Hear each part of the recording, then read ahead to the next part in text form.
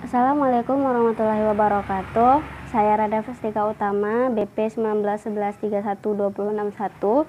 Di dalam video ini saya akan menjelaskan tentang komunikasi terapeutik pada klien dewasa.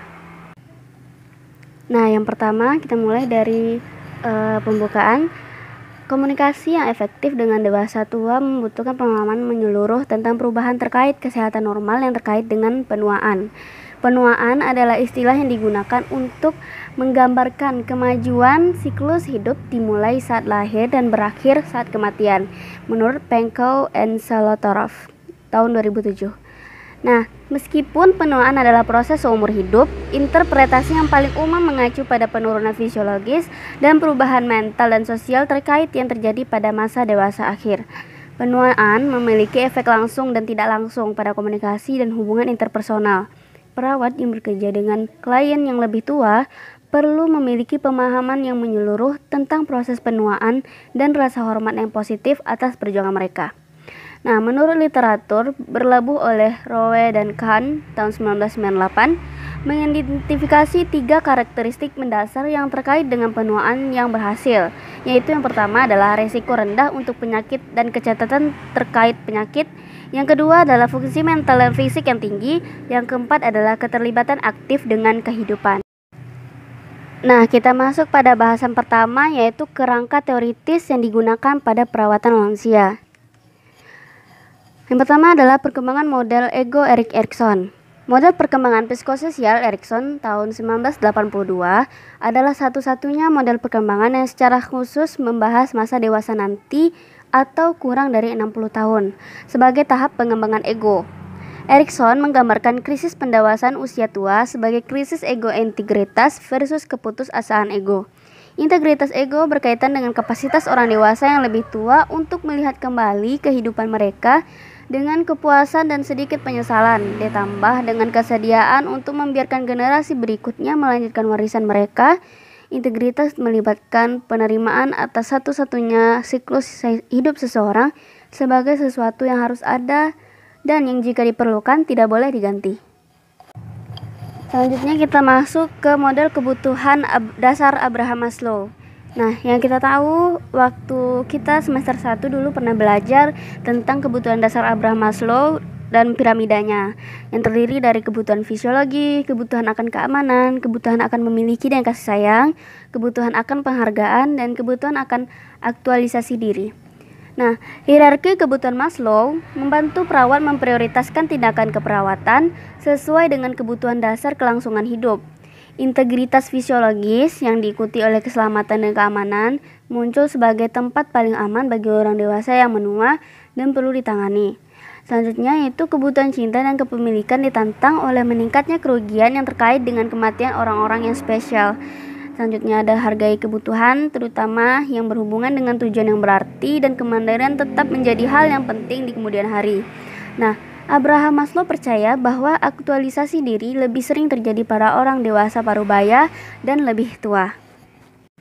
Nah, yang ketiga adalah strategi penilaian dengan klien dewasa tua. Dengan mengkaitkan kisah hidup mereka dan mengeksplorasi pilihan yang relevan dengan situasi kesehatan mereka saat ini, orang dewasa yang lebih tua dapat melangkah mundur dan melihat situasi mereka saat ini dari perspektif yang lebih luas.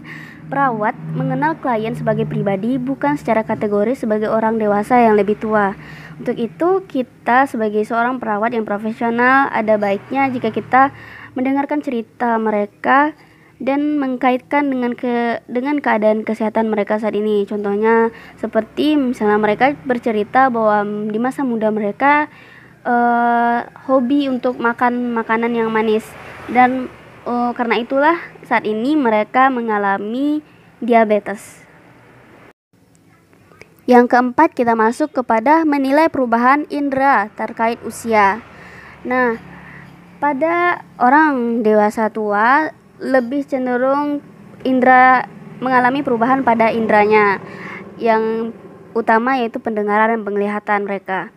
Nah, kehilangan pendengaran yang terkait dengan penuaan normal dimulai setelah usia 50 tahun dan disebabkan oleh hilangnya sel-sel rambut atau yang tidak dapat tergantikan di organ korti di telinga bagian dalam. Masalah pendengaran dapat mengurangi kemampuan orang yang lebih tua untuk berinteraksi dengan orang lain, menghadiri konser dan acara sosial lainnya, dan memahami petunjuk medis. Untuk itu, kita sebagai seorang perawat harus memperhatikan betul saat berbicara dengan klien dewasa tua. Pastikan mereka mendengar instruksi dengan baik, atau jika tidak, sampaikan pada keluarga atau dicatat. Nah, selanjutnya yaitu penglihatan. Penglihatan normal biasanya menurun seiring bertambahnya usia seseorang. Menurut Whiteside, Walhagen, dan Pettengill, nah, warna menjadi redup dan gambar menjadi kurang jelas. Masalah penglihatan terkait usia yang lebih serius seperti katarak, glaukoma, dan degenerasi makula terkait usia dapat menyebabkan kebutaan. Penglihatan mempengaruhi kemampuan fungsional untuk terlibat dalam hobi atau kegiatan santai, misalnya seperti membaca, melakukan pekerjaan tangan, dan menonton televisi. Untuk itu, kita sebagai perawat profesional harus tetap memperhatikan betul apakah pasien ini penglihatannya kabur atau masih normal, agar instruksi yang kita berikan dapat berjalan dengan lancar dan asuhan keperawatan dapat berjalan sebagaimana mestinya. Nah, masih pada bahasan tentang kerangka teoretik perawatan pada dewasa tua, yang poin kelima yaitu penilaian status fungsional. Nah, penilaian status fungsional ini adalah gangguan status fungsional dikaitkan dengan ketidakmampuan orang dewasa yang lebih tua untuk hidup mandiri. Status fungsional mengacu pada luas berbagai kemampuan yang bertujuan terkait dengan pemeliharaan kesehatan fisik, kinerja peran, kemampuan kognitif atau intelektual, aktivitas sosial, dan tingkat fungsi emosional. Stres, penyakit akut dan kronis, dan perubahan fisiologis terkait usia mempengaruhi kemampuan seseorang untuk bisa produktif.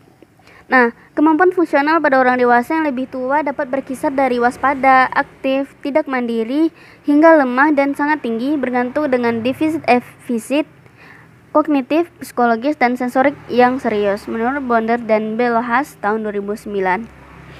Nah, dari sini makanya kita melihat adanya pengkajian pasien risiko jatuh, agar kita tahu bahwa pasien ini berisiko untuk jatuh atau tidak. Nah, poin yang keenam adalah penilaian nyeri. Nyeri membatasi kemampuan fungsional orang dewasa yang lebih tua dan membahayakan kesejahteraan mereka. Penilaian nyeri pada klien gangguan kognitif pada mereka yang tidak dapat berkomunikasi secara verbal, misalnya korban stroke dengan afasia reseptif, dilakukan melalui observasi perilaku.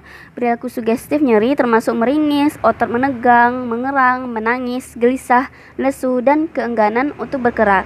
Untuk itu, kita perawat harus peka terhadap kondisi pasien, apakah pasien mengalami nyeri atau tidak. Selanjutnya, poin yang terakhir yaitu penilaian psikososial. Windsor and Stay tahun 2008 mengutip beberapa penelitian yang menunjukkan bahwa orang dewasa yang lebih tua mengalami kesejahteraan psikososial yang lebih tinggi dibandingkan dengan orang yang lebih muda. Orang dewasa yang lebih tua cenderung mencari aktivitas yang bermakna secara emosional saat ini dan kurang peduli dengan pencapaian di masa depan. Selanjutnya yaitu poin yang kedua adalah perencanaan pendukung dan strategi intervensi dalam hubungan perawat dan klien.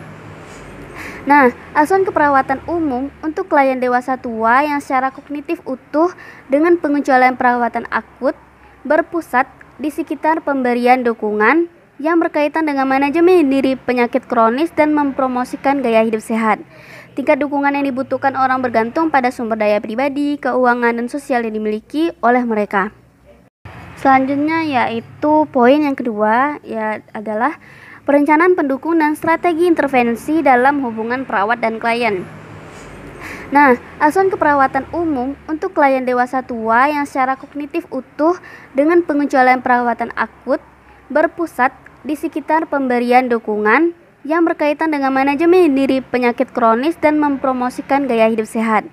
Tingkat dukungan yang dibutuhkan orang bergantung pada sumber daya pribadi, keuangan, dan sosial yang dimiliki oleh mereka. Yang pertama adalah dukungan komunikasi psikososial. Nah, orang dewasa yang lebih tua menghargai percakapan yang singkat dan sering. Seperti orang lain, kebutuhan untuk diakui adalah yang terpenting untuk rasa harga diri seorang dewasa yang lebih tua.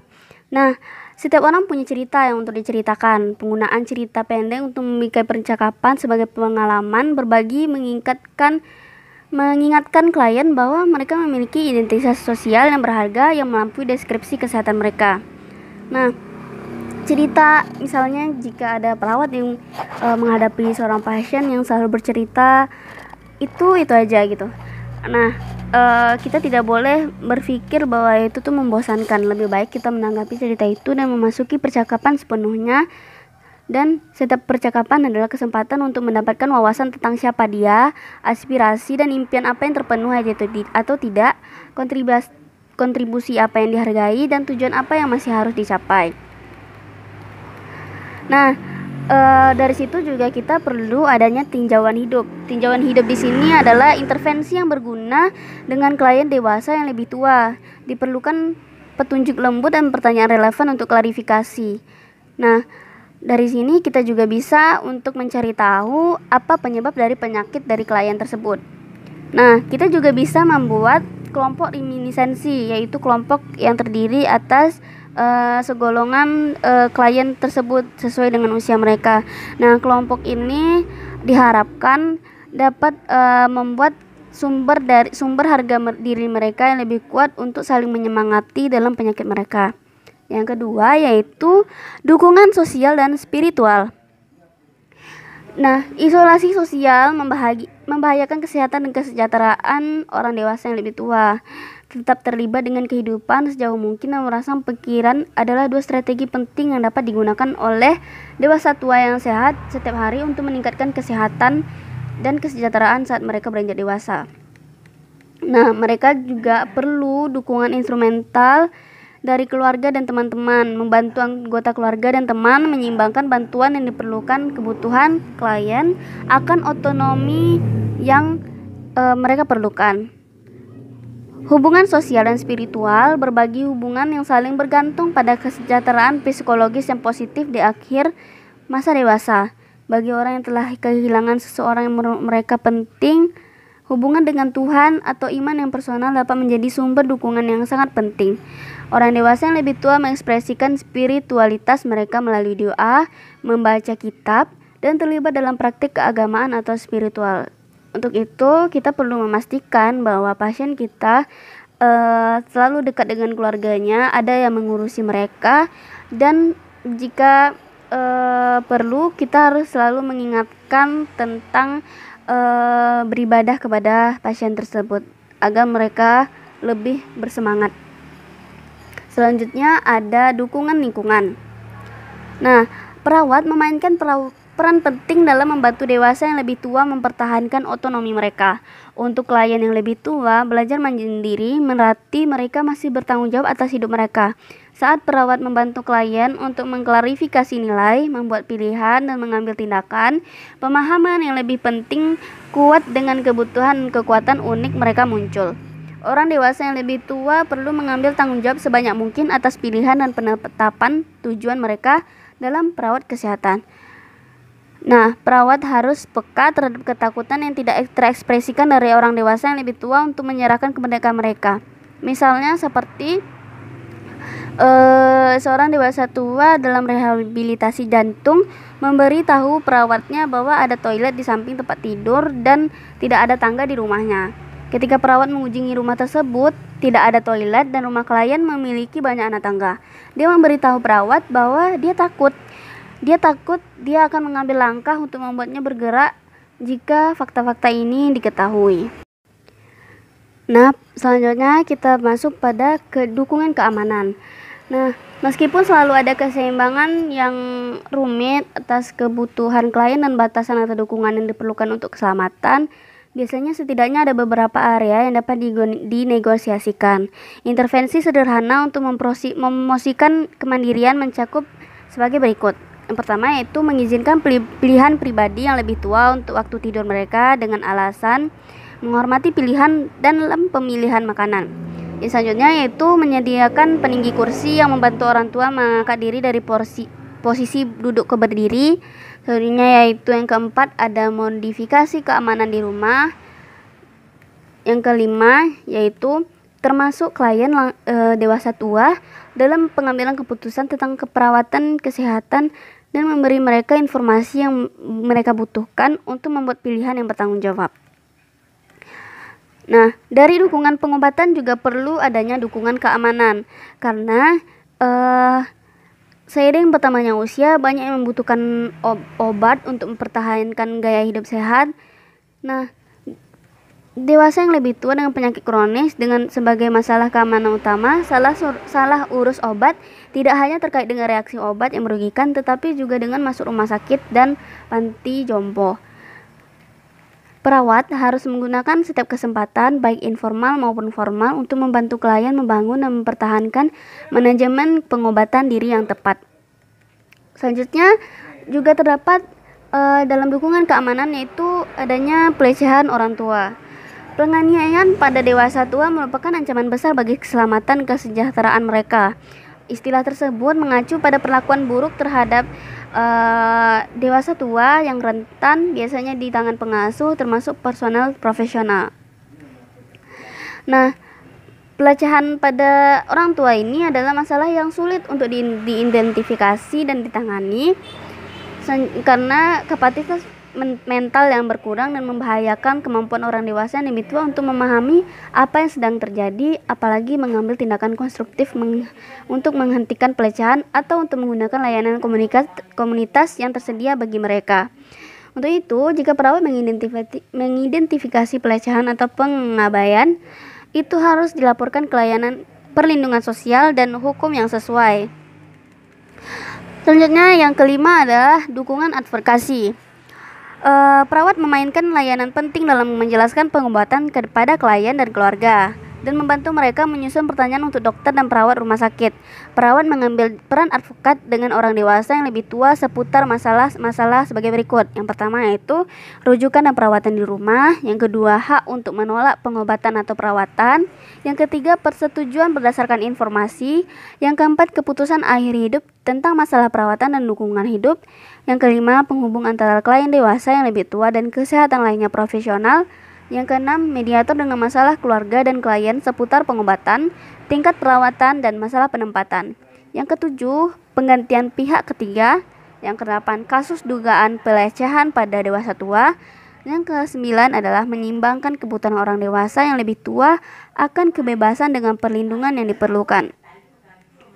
Nah, dari situ kita perlu kepedulian yang sangat baik dan penghargaan terhadap martabat klien kita. Apapun kondisi medisnya adalah penting untuk kita menjadi teladan. Hal ini dicatat oleh keluarga, staf non-profesional dan memiliki efek riak pada perawatan yang mereka berikan. Selanjutnya yaitu di dalam dukungan advokasi ini kita juga mengadvokasi perlindungan hukum. Nah, kita dewasa yang tua yang lemah dan terutama klien dengan demensia biasanya memerlukan perlindungan hukum untuk melindungi urusan pribadi dan keuangan mereka dan untuk mengizinkan orang lain melalui wakilnya untuk membuat keputusan perawatan kesehatan ketika mereka tidak dapat melakukannya. Perawat dapat menjadi sumber dan pendukung yang tak ternilai bagi klien dan keluarga dalam membahas masalah hukum pribadi yang berhubungan dengan kesehatan. Nah, kita sebagai perawat juga berperan sebagai advokat bagi pasien. Untuk itu kita juga harus tanggap dalam apa yang terjadi pada pasien tersebut. Selanjutnya yang terakhir yaitu adalah promosi kesehatan untuk orang dewasa yang lebih tua. CDC menyatakan bahwa perilaku yang merusak kesehatan seperti gizi buruk, tidak aktif, dan penyalahgunaan alkohol dan tembakau berkontribusi besar pada timbulnya kecacatan pada dewasa tua. Mereka merekomendasikan pendekatan promosi kesehatan terintegrasi untuk mengatasi faktor risiko umum dan komorbiditas pada orang dewasa yang lebih tua. Nah, dari kegiatan promosi kesehatan yang dijadwalkan secara teratur, perawat dapat membantu klien dalam mempelajari tentang gaya hidup yang lebih sehat. Perawat dapat mengajak dewasa tua dalam kegiatan promosi kesehatan dengan menarik minat dan memasukkan nilai-nilai budaya dalam melaksanakannya. Contohnya adalah seperti menyiapkan contoh dari makanan tradisional yang sehat, Yang kedua yaitu menetapkan jadwal untuk pencegahan dan pemeriksaan khusus. Yang ketiga adalah menggabungkan berbagai layanan pencegahan ke dalam satu kunjungan klinik. Yang keempat yaitu memberikan imunisasi flu dan pneumonia gratis pada waktu yang tepat dalam aturan tradisional dan non-tradisional. Nah, dalam promosi kesehatan ini ya pasti terkait dengan pendidikan kesehatan. Moody pada tahun 2010 menyatakan bahwa pendidikan kesehatan bagi dewasa tua sangat penting bila mereka ingin dapat menguasai kegiatan di hari tua dan menjaga kesehatannya. Klien dengan dewasa tua ini mirip dengan orang dewasa lainnya, kecuali bahwa mereka mungkin membutuhkan lebih banyak waktu untuk memikirkan tentang bagaimana mereka mengatasi keadaan. Kita sebagai perawat harus peka mengobservasi klien sebelum menerapkan pendidikan yang melengkapi strategi pembelajaran agar dapat mengerti setiap klien. Nah, tindakan mengidentifikasi motivasi sederhana untuk mengurangi hambatan usia terkait pembelajaran kepada dewasa tua, yaitu yang pertama menjelaskan mengapa informasi ini penting kepada klien. Yang kedua, gunakan kata-kata yang familiar. Yang ketiga yaitu gambarkan pada pengalaman dan minat klien dalam merencanakan pembelajaran. Yang keempat, buat sesi pembelajaran yang pendek untuk menghindari kelelahan klien dan rasa bosan. Yang kelima yaitu bicara perlahan, alami, dan jelas. Kita masuk pada poin terakhir, yaitu penilaian dan dukungan intervensi untuk dewasa tua dengan gangguan kognitif. Nah, dukungan yang pertama adalah dukungan adaptasi untuk kehidupan sehari-hari. Nah, salah satu gangguan kognitif yang sering terjadi pada dewasa tua adalah Alzheimer dan demensia. Nah, kehilangan memori adalah gejala utama dari gangguan kognitif pada masa usia ini. Pada tahap awal, perawat dapat membantu klien dengan mengembangkan strategi pengingat seperti membuat catatan untuk klien dengan menggunakan tabel pewarna, alarm, atau kalender. Yang kedua adalah dukungan komunikasi. Kesulitan komunikasi adalah ciri khas penderita demensia. Nah, Miller pada tahun 2008 menyatakan bahwa mempengaruhi dasar reseptif untuk komunikasi ekspresif. Klien mungkin akan lebih kesulitan berkomunikasi saat stres atau lelah. Nah, kita sebagai perawat dapat membantu klien dengan menyebutkan dan mengoreksi kalimat yang hilang, kemudian bertanya pada klien apakah ini yang dia maksud. Strategi lain yaitu hampir menyelesaikan kalimat dan meminta klien menyebutkan kata terakhir. Kita juga dapat meminta klien untuk menunjuk suatu objek dan mendeskripsikannya jika kita tidak memahami apa yang ditunjuk klien.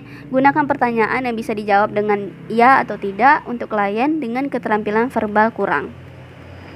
Nah, dari komunikasi ini kita juga bisa melakukan sentuhan. Contohnya perawat dalam mempraktikkan sentuhan adalah seperti mengoliskan lotion pada kulit yang kering, menggosok punggung, menghangatkan tangan, atau sesuatu yang sederhana yang memegang tangan klien. Hal ini dapat sangat berarti pada klien demensia atau gangguan kognitif lainnya. Yang ketiga yaitu dukungannya adalah grup orientasi realitas. Digunakan pada klien lansia yang mengalami gangguan kognitif untuk dapat tetap merasa berada pada lingkungan pribadinya. Dapat mencakup rute ke kamar mandi atau ruang makan atau apa yang ingin dia pakai. Yang keempat yaitu terapi validasi. Terapi validasi adalah proses komunikasi yang digunakan pada tahap demensia selanjutnya. Alih-alih kita mendekati klien demensia dengan fakta bahwa ingatan yang mulai memudar, kita sebagai perawat dapat berfokus pada hal-hal yang ada bagi klien. Misalnya kita bertanya seperti ceritakan tentang Maria atau bagaimana rasanya tinggal di kota M gitu. Nah, yang kelima adalah meredakan reaksi bencana. Klien dewasa tua yang kehilangan memori kurang memiliki kemampuan kognitif untuk mengatasi emosi mereka. Mereka secara emosional bereaksi berlebihan terhadap berbagai situasi yang tampak sebagai respon terhadap rasa frustasi yang dirasakannya. Tantrum pada dewasa tua ini disebut reaksi katastrofik, yang mana mewakili serangkaian emosi yang tidak teratur. Nah, kita jangan berfokus pada perilaku klien, cobalah untuk mengidentifikasi dan menghilangkan penyebabnya. Kita dapat berkata seperti, kami akan melakukannya nanti, sekarang ayo kita pergi keluar dulu, atau ya seperti itu, dan kita mencoba sambil menuntun dengan lembut. Selanjutnya yaitu adalah merawat klien lansia dengan demensia lanjut. Nah, seiring berkembangan demensia, klien akan kehilangan kendali atas sebagian besar fungsi tubuh mereka dan akan mengalami satu atau lebih gejala psikis. Nah, mereka akan membutuhkan perawatan total, dalam sebagian kasus mencakup strategi perawatan formal dan informal. Tujuan pengobatan untuk klien dengan demensia lanjut harus menekankan martabat, kualitas hidup, dan strategi kenyamanan yang mendukung. Itu adalah menurut Lebens-Leikestos dan Steele pada tahun 2006.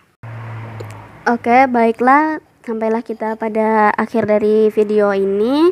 Maaf apabila ada kesalahan. Terima kasih karena sudah menyaksikan. Assalamualaikum warahmatullahi wabarakatuh.